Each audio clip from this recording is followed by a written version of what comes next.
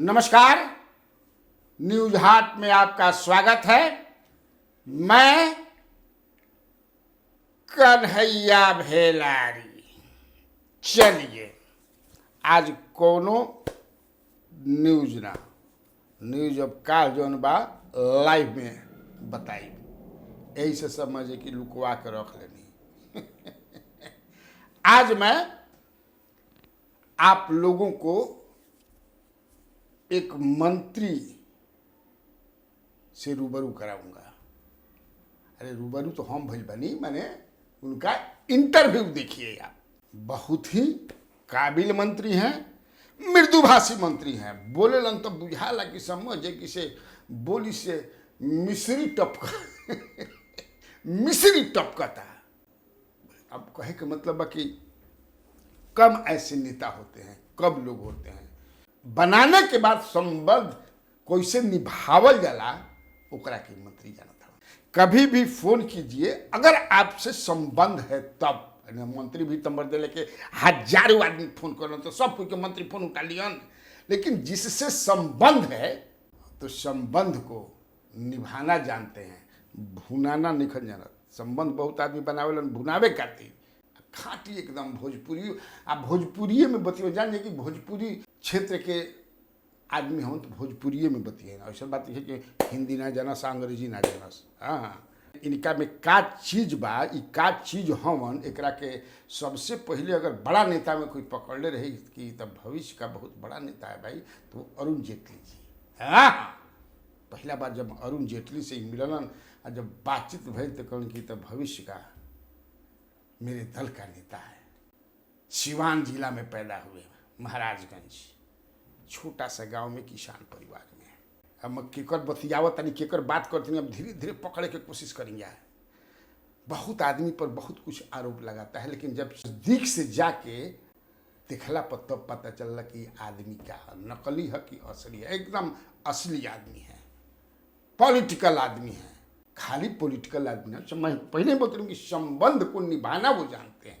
आज हम उनका मिलने हैं, ठीक जो ना टाइम पर बुलौले रहन टाइम पर बेचारे मिल गए हन। 10-5 मिनट के जेने तेने भइल ह। मंत्री हैं तो व्यस्तता है, एतवार का भी उनका भी दू गो विभाग बा, बड़का दूगो विभाग बा। ओकरा अलावे पश्चिम बंगाल के संगठन के प्रभारी भी हों। तब समझ भी नहीं कि हों गईले पर बेचारे यारी होता है ना भाई। ठीक बात, चलो बुलाओ उनका खिलाफ। तो मैंने ये चीज़ देखा जब मैं पहली बार मैं उनके सरकारी आवास में गया था। घर भी हम लिखी गई पहली बार, और जितने लोग आए थे सबसे मिला करके अरे मिठाई खिलाओ सान है। जितना आदमी आई मैं मिठाई खियल हवन किस्म के मन में लड्डू हमने के मिलल है। हमारी हिस्सा में भैया लड्डू मिलल है। महावीरी लड्डू मजा आ गया, समझे कि खाना खा के मिले रही और पर समझे कि मिष्टी मिल गई है।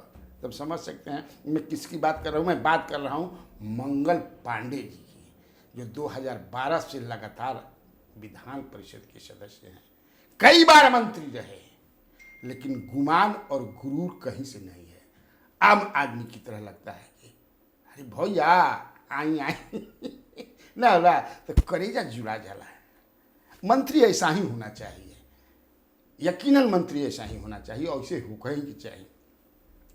तो हमने आज उनसे बात किया, और आप जानते हो कृषि मंत्री भी हैं और स्वास्थ्य मंत्री भी हैं। बड़ा लंबा तो बातचीत ना भइल है, इससे कि बड़ा टाइट शेड्यूल रहे। आम महोत्सव लागल बा, तो विधान परिषद में कार्यक्रम बा, तो हमारी समझ है कि हमरा लगा था कि हम जब गए रही तो नहीं तो 50 आदमी आज एतवार के कोई भागलपुर से एलबा तो कोई हो से, लेकिन सबसे मिले वो, ये खासियत है उनमें। तो चलिए आज उनका इंटरव्यू देख करके काम चलावे काम बा। फिर लेकिन तय हुआ है कि बढ़िया, और बहुत स्वास्थ्य मंत्री हैं तो सवाल रहबे नहीं करिए, कृषि मंत्री भी हैं तो छोट बा लेकिन बड़ा मजबूत इंटरव्यू बा। तो इंटरव्यू के लिए आज काम चलाइए देख करके। ये भाई तनी इंटरव्यू दिखा दो आज। तो सबसे पहले मंगल पांडे जी, मैं आपका न्यूज हाट में स्वागत करता हूँ। रुआ सब श्रोता के हम प्रणाम करतनी और कन्हैया भिलारी जी के माध्यम से अपन कुछ बात रउआ लोग इनसे कहब जो यहाँ के पूछे अभी। राजनीति पर बात ना हुई, बात हुई सरकार पर। अभी का हो रहल बा, पहले स्वास्थ्य से शुरू कर, स्वास्थ्य में का नया चीज हो रहल बा? देखिए, स्वास्थ्य विभाग में हम मंत्री पहलू रहनी, 5 साल सेवा कोई बिहार के जनता के। 2022 अगस्त में हम हट गए, लगभग 19 महीना हम विभाग से अलग रहनी। तो 19 महीना अलग रहला के बाद जब मंत्री बननी तो ओकरा बाद आचार संहिता लग गई और अभी 15 दिन से विभाग के काम के फिर से शुरू कर दिले बनी करे के। तो जौन काम जहां हम छोड़ले रहनी, जब सारा चीज के रिव्यू करतनी तो पता लगा था कि ये काम या तो वही जी अटक गइल बा या ओकरो से पाछा चल गइल बा। अभी हमारे सामने चुनौती बा और निश्चित रूप से जिन योजनाओं को हमने शुरू किया था, चाहे वह अस्पतालों के निर्माण की योजना हो या नियुक्तियों का मामला हो या स्वास्थ्य सुविधाओं को बेहतर करने का मामला हो या लोगों को पैथोलॉजिकल टेस्ट की सुविधाएं देने का मामला हो या बिहार में एमबीबीएस के छात्रों को हिंदी में पढ़ने की सुविधा का मामला हो, जितने भी बड़े निर्णय हमने किए थे, हमारे पूर्ववर्ती मंत्री जी ने उन किसी भी विषयों पे ध्यान नहीं दिया सिवाय बयानबाजी के। अब जब हम समीक्षा करने लगे तो पता लगता है कि काम यथावत रुकी हुई है। मैंने राज्य में 16 नए मेडिकल कॉलेज बनाने के काम शुरू करवाए थे, उसकी भी रफ्तार बहुत धीमी हो गई है। तो अब हमारे सामने चैलेंज यही है कि हमने जब काम शुरू किया था तो हमारा लक्ष्य था कि गांव के हेल्थ वेलनेस सेंटर, जो सबसे छोटी इकाई होती है, या जो स्वास्थ्य उपकेंद्र होता है हेल्थ सब सेंटर, वहाँ से लेके पीएमसीएच तक सारे अस्पतालों को बेहतर बनाना, वहाँ उसका आधारभूत संरचना को ठीक करना। और इसीलिए आप सब लोगों ने देखा होगा पीएमसीएच जो आज बन रहा है, यह दुनिया का दूसरा बड़ा अस्पताल बन रहा है। इतना बड़ा अस्पताल ना तो अपने देश में कहीं है ना एशिया में कहीं है।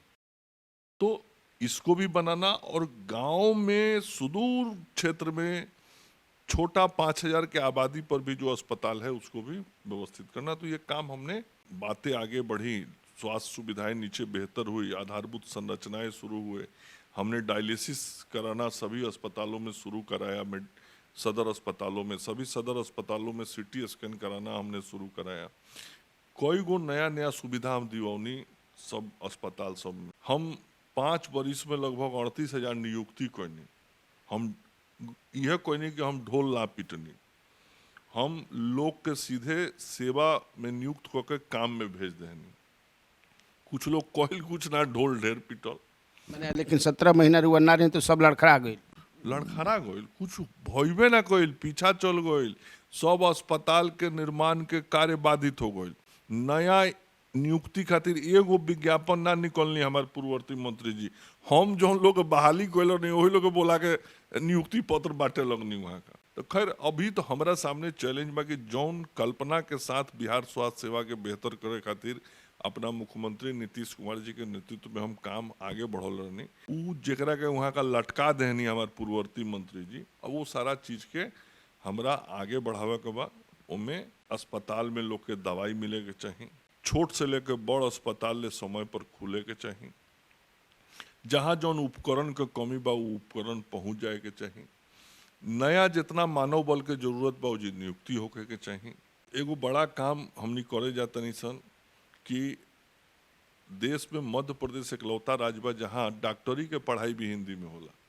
तो अब बिहार में भी डॉक्टरी के पढ़ाई हिंदी में इस साल से हमने शुरू करा देव सन। अब बिहार में हिंदियों में लिखे पढ़े वाला लड़का डॉक्टर बन जाई। ये बहुत बड़ा सामाजिक परिवर्तन और समाज के लड़कन के अंदर कॉन्फिडेंस बिल्डअप करब जे बहुत तेज अंग्रेजी ना बोलेला पढ़ेला, तो ये हमनी काम करब सन।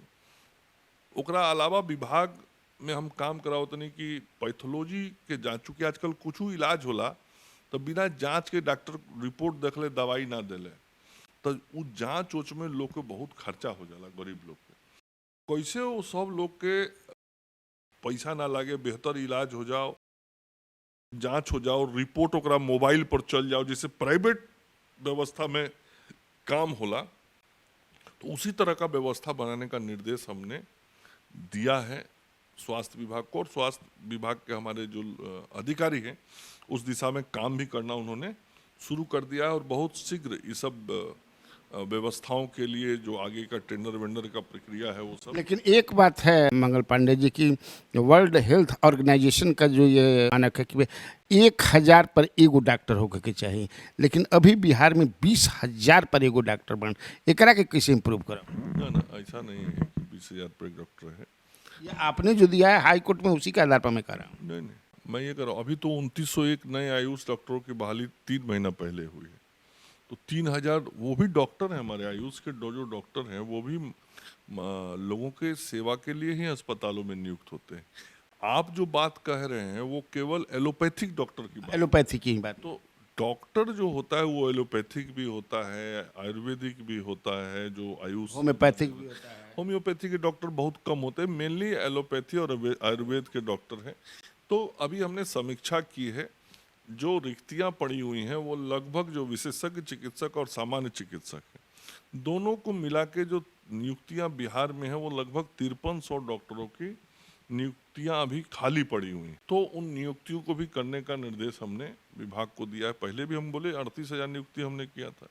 तो जो जो खाली रिक्त पद है उन पदों को भरने का काम करें। उसमें चिकित्सक सबसे महत्व का है सेवा देने के लिए। उसी प्रकार से मेडिकल कॉलेज हॉस्पिटल में पढ़ाई के लिए चिकित्सकों की बहुत ज़रूरत है। असिस्टेंट प्रोफेसर्स की बहुत कमी हो गई थी। तो वैसे भी करीब 1500 जो असिस्टेंट प्रोफेसर्स डिफरेंट डिपार्टमेंट्स के अंदर हैं, उनकी भी नियुक्ति की प्रक्रिया हमने उसके लिए विभाग को बताया है और बीपीएससी के माध्यम से वो सब कुछ होगा। तो एक एक चीज पर नज़र डाल के ध्यान दे के जो व्यवस्था बीच में थोड़ा लचर हो गया उसको पटरी पर लाने में अभी हम लगे हुए हैं। अभी मुझे लगता है 2-3 महीना लगेगा उन पुरानी चीज़ों को पटरी पर लाने में, क्योंकि पूरा बेपटरी कर दिया था हमारे पूर्ववर्ती मंत्री ने। तो जब पटरी पे ये आ जाएगा तो फिर और नए नए चीज़ भी आपको दिखाई पड़ने लगेगी। लेकिन देखिए, एक परसेप्शन है कि बिहार में जो डॉक्टर के सुधार दी ओकरा का मान जाई। नहीं, डॉक्टर को सुधारना मेरा काम नहीं है, मेरा काम स्वास्थ्य व्यवस्था को सुधारने का मतलब समय पर हॉस्पिटल चले आब, बढ़िया से रोगी के देखस, ज्यादा ध्यान अपन समझे कि अपना प्रैक्टिस पर, निजी प्रैक्टिस में मर देस, एकर कहने का मतलब। देखिए, इस विषय में विभाग बहुत सचेत बा और बहुत साफ तौर पे बार बार चिकित्सक लोग हमारा समाज के बहुत महत्वपूर्ण अंग बा। माँ सरस्वती के आशीर्वाद जेकरा रहेला उहे डॉक्टर बनेला। बहुत हर गांव पंचायत में देखे तो शायदे कोनो वो पंचायत से केहू डॉक्टर बनेला। कहे के मतलब ई बा कि जे डॉक्टर बनेला वो बहुत विशिष्ट आदमी होला समाज के। तो ये सब विशिष्ट लोग जे बा ओकरा से समाज में सेवा लेवे के काम हमरा करे के बा।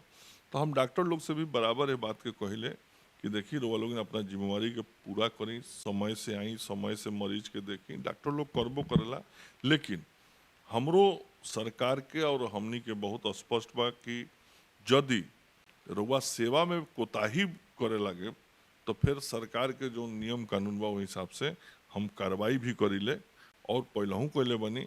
आगहू यदि चिकित्सक लोग के सेवा देवे में कोताही बढ़ती तो हमनी तो जन सेवक हैं सन, जनता के सेवा प्राथमिकता बा और में चिकित्सक लोग कोताही ना बढ़तो ये आग्रह रहेला। जे बढ़ती ओकरा पर जोन का सरकार और हमार जोन विभाग बा करी। नीट पेपर लीक पर कुछ बोला? देखिए, सब मामला पूरा सब केहू के सामने बा और सारा मामला के जांच होता, कार्रवाई होता। भारत के सरकार के तरफ से भी अब जांच के आदेश सीबीआई के दिया गया बा। तो सब कुछ जांच के क्रम में बा। दूध के दूध पानी के पानी हो जाए। जे गड़बड़ी कोयले बा धराता लोग केहू बाँची नहीं। पर कुछ बताई कृषि विभाग में का हो रहा बा? देखिए, हमनी के जो राज्य बा बिहार, इस बिहार के अंदर में हमारा जो इकोनॉमी है, हमारी जो अर्थव्यवस्था है वो मूल रूप से कृषि पर निर्भर है। चूँकि हमारी आबादी का लगभग 69-70% लोग कृषि व्यवसाय और कृषि पेशा से ही जुड़ा रहता है और कृषि की अर्थव्यवस्था पर ही उसकी अर्थव्यवस्था निर्भर करती है। इसलिए बिहार के लिए कृषि विभाग बहुत ही महत्व का है और कुल मिला के जो हमारा विकास दर है वो विकास दर डबल डिजिट में 10.06 है, जो देश के आर्थिक विकास दर से भी बिहार का विकास दर अधिक है। तो उसमें निश्चित रूप से कृषि का एक बड़ा रोल है, कृषि एक बड़ा पार्ट है उसके अंदर में। और जो हमारे किसान हैं उनकी बहुत महत्वपूर्ण भूमिका है। और पर कैपिटा इनकम बिहार का 50,000 है, अभी बढ़ के हुआ है, जो देश के कई राज्यों से तुलना करें तो कम है। तो हमको पर कैपिटा इनकम यदि बिहार का बढ़ाना है, बिहार को समृद्धि की ओर ले जाना है, तो किसान और किसानी को हमको मजबूत करना पड़ेगा। और उसके लिए बिहार की सरकार, किसानों के हित के लिए भारत की सरकार किसान के आर्थिक समृद्धि के लिए हर काम कोनो नया काम हो रहा बका करने को तैयार। किसान के समृद्धि का अभी 2 दिन पहले ही हमने बिहार के किसानों को यांत्रिकरण की सुविधा देने के लिए अनुदान के रूप में 82 करोड़ रुपए रिलीज किया है। 2 दिन पहले उसकी शुरुआत हमने की है और 26 तारीख से उसका मेला हर जिले में लगेगा 5 जुलाई तक। कुल मिला के अभी खरीफ का मौसम आने वाला है। खरीफ के मौसम में किसानों को उन्नत बीज मिले, बीज का दिक्कत नहीं हो, बीज की पर्याप्त उपलब्धता करा दी गई है, उसकी व्यवस्था हो गई है, उर्वरक पर्याप्त मात्रा में सभी जिलों में भेज दिया गया है, उसकी हमने मॉनिटरिंग कर ली है, उसका रिव्यू कर लिया गया है। उर्वरक के बाद जो सिंचाई, हालांकि हमारे विभाग में नहीं है, लेकिन हमारे विभाग के अंदर आता है, जैसे 1 ड्रॉप मोर क्रॉप करके ऐसी छोटी सिंचाई की जो व्यवस्थाएं वो आती हैं। लेकिन जो अन्य नहरों नदियों के माध्यम से सिंचाई की व्यवस्था, उसके लिए भी राज्य की सरकार पूरा ध्यान दे रही है। लेकिन एक चीज हम आता है शिकायत की, जो सीड्स किसानों को समय पर पहुंचना चाहिए वो नहीं मिलता। मैं कह रहा हूँ सीड बटना शुरू हो गया है और अभी हमने खरीफ के मौसम के लिए पूरे बिहार भर के अधिकारियों का मीटिंग किया 6-7 दिन पहले और पूरा डेडलाइन हमने दे दिया है कि इस खरीफ के मौसम में बीज की उपलब्धता ससमय करा दें। और हमारा बीज निगम जो है उस काम में पूरी तत्परता से लगा हुआ है, कहीं से अभी तक कोई शिकायत नहीं है। हाँ, अब दिक्कत थोड़ा मौसम का है, चूँकि बारिश अभी नहीं हो रही है। जैसे बरखा शुरू हुई तो ये सब बिचड़ा उचड़ा का काम भी हमने शुरू कर दिया, तब बीज भी पर्याप्त चल गई बा, चारों ओर उर्वरक भी पर्याप्त पहुँच गई बा, सिंचाई के भी जो व्यवस्था करे बा ओहू दिशा में हमने काम करता नहीं सन। और आगे किसान के कोनो प्रकार के कठिनाई ना हो ये, और ओकर जब फसल तैयार होके तो फसल के उचित मूल्य मिल जाओ, तो ओकरा खातिर भारत के सरकार हमेशा। कोई वैसा आपके विभाग में जो किसान आपसे संपर्क करना चाहे किसी सहायता के लिए, किसी सलाह के लिए, तो वैसा कोई प्लेटफॉर्म है? ना, बहुत सारा प्लेटफॉर्म है। हर पंचायत में कृषि समन्वयक बा, कृषि सलाहकार हर पंचायत में बा, वो लोग से वो लोग ले सकेला। ब्लॉक में ब्लॉक एग्रीकल्चर ऑफिसर बाड़े, ओजी से हो सकेला। डिस्ट्रिक्ट में डिस्ट्रिक्ट एग्रीकल्चर ऑफिस होला। सब केहू के माटी जांच करे खातिर हर जिला में मिट्टी जांच प्रयोगशाला बा। ओकरा अलावा भी बिहार में 75 गो प्राइवेट सेक्टर में बिहार सरकार के तरफ से अनुदान देके मिट्टी जांच प्रयोगशाला खोलल बा कि मिट्टी के जांच करके जौन जायज उर्वरक होके ओकरा खेत में डलवावल जाओ।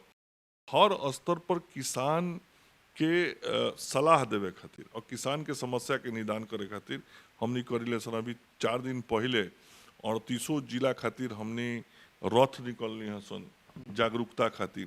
तो जब सीएम ने जिसका झंडा दिखाया, हाँ, मुख्यमंत्री जी, वो जागरूकता रथ के माध्यम से किसान के चौपाल लगेला और चौपाल में गांव में हर पंचायत में चर्चा होला। तो ओजी हमारा अधिकारी लोग भी रहेला। तो ओजी किसान यदि अपन कोनो समस्या बोलेला तो ओकरा के समाधान कइल जाला, स्पॉट निष्पादन होता है। हाँ, और अनुसंधान के भी कुछ नया चीज करे के बा तो ओकरो बारे में हमारे जौन वैज्ञानिक ओजी रहेला वो राय देला। तो कोनो प्रकार के जौन किसान के किसानी से संबंधित समस्या होला ओकर ओही जी निराकरण कइल जाला। लेकिन विपक्ष तो कहता कि आम मत बांटी, आम मत बांटी, काम करी। आम बटात नहीं खे विपक्ष। राजद देखे कल कि मंगल पांडे जी आम मत बांटी, कोनो काम करी। ना तो राजद के लोग के जितना बुद्धि रही उतने बोली। आम हमनी बेचत नहीं की सन, आम के बाजार बढ़ावत नहीं सन। जब आम बिकाई दुनिया में तब नु बिहार के किसान के पाकिट में पैसा आई। काले न्यूजीलैंड भेजनी आम एजा ले राजद के लोग के का बुझाई, लोग तो आम मंगा के खाली खा लेला, लोग किसान के मंगनी में मंगा के खा ली। लोग हमनी बनी सन की व्यापार बढ़ावे में लागल बनी सन। बिहार के आम काले भेजनी, हरा झंडी रखौनी हो, न्यूजीलैंड गइल आम।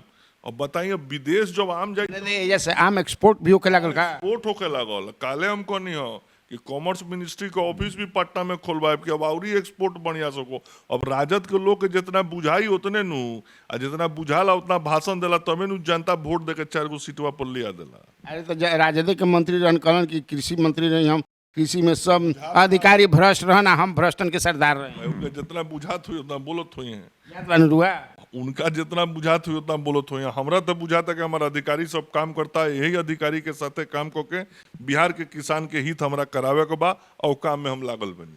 तो ठीक है, बिहार में बाहर है और आप लोगों को कन्हैया भेलारी का नमस्कार।